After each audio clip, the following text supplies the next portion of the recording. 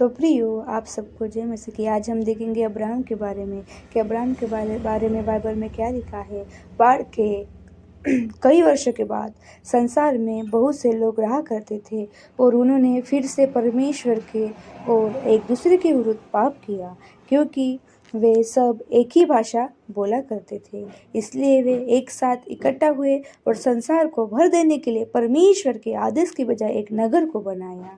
वो बहुत घमंडी थे और उनको कैसा जीवन जीना चाहिए इस बारे में वे परमेश्वर के आदेश का पालन करना नहीं चाहते थे। यहाँ तक कि उन्होंने एक ऐसी मीनार को बनाना आरंभ किया जो स्वर्ग तक पहुँचेगी। परमेश्वर ने देखा कि अगर वे एक साथ मिलकर बुराई करते रहेंगे तो वे बहुत से पापी कामों को कर सकते हैं।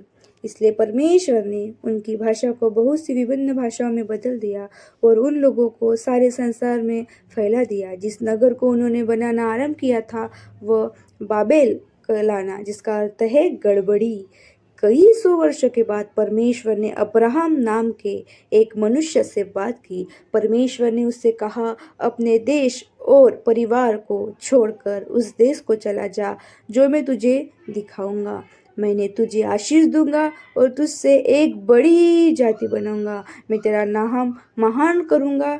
जो तुझे आशीष दे मैं उसे आशीष दूंगा और जो तुझे श्राप दे उसे श्राप दूंगा। तेरे कारण संसार के सारे कुल आशीष पाएंगे।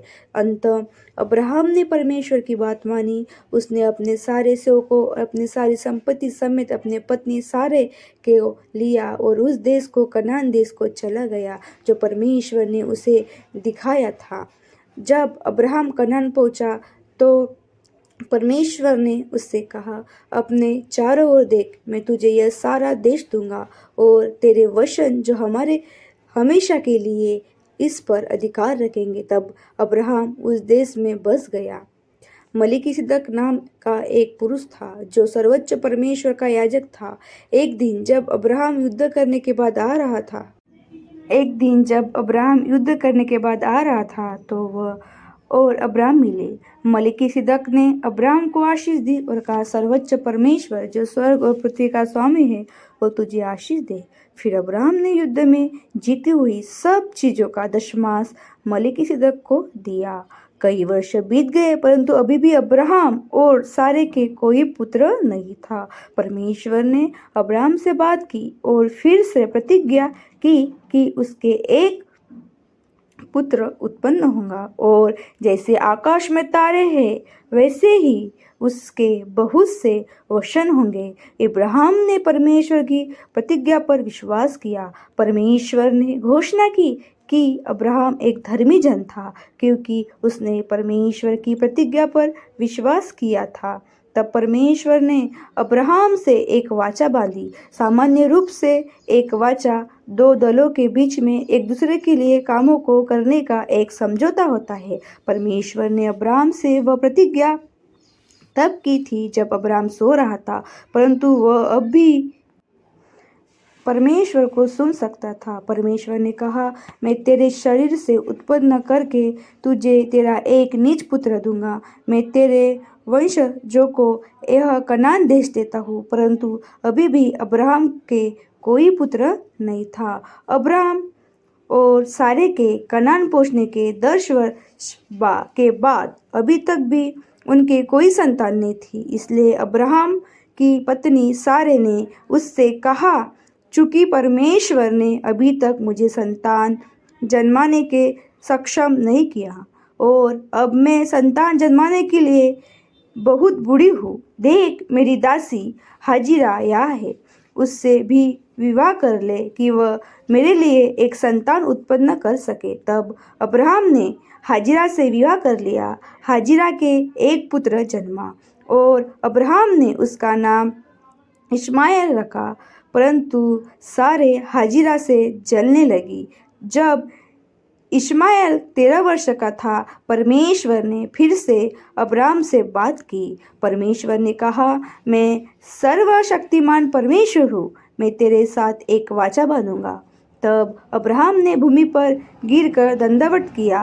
परमेश्वर ने अब्राहम से यह भी कहा, तू बहुत सी जातियों का पिता होगा। मैं तुझे सारे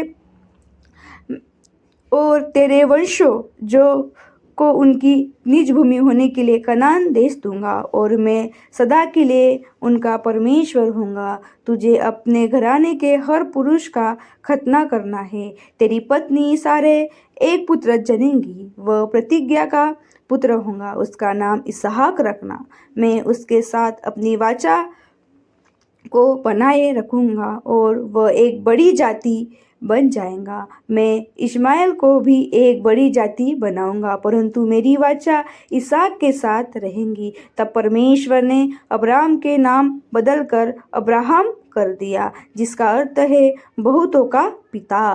परमेश्वर ने सारे का नाम भी बदलकर सारा कर दिया, जिसका अर्थ है मूल माता।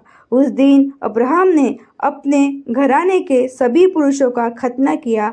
लगभग 1 वर्ष के बाद जब अब्राहम 100 वर्ष की आयु का था और सारा 90 वर्ष की थी, तब सारा ने अब्राहम के पुत्र को जन्म दिया। जैसा परमेश्वर ने उनको कहा था, उन्होंने उसका नाम इसहाक रखा। जब इसहाक जवान हुआ तो परमेश्वर ने यह कहकर अब्राहम के विश्वास की परीक्षा की, अपने एकलौते पुत्र को ले और उसे मेरे लिए बलि के रूप में मार डाल। फिर से अब्राहम ने परमेश्वर की बात मानी और अपने पुत्र को बलि करने के लिए तैयार किया।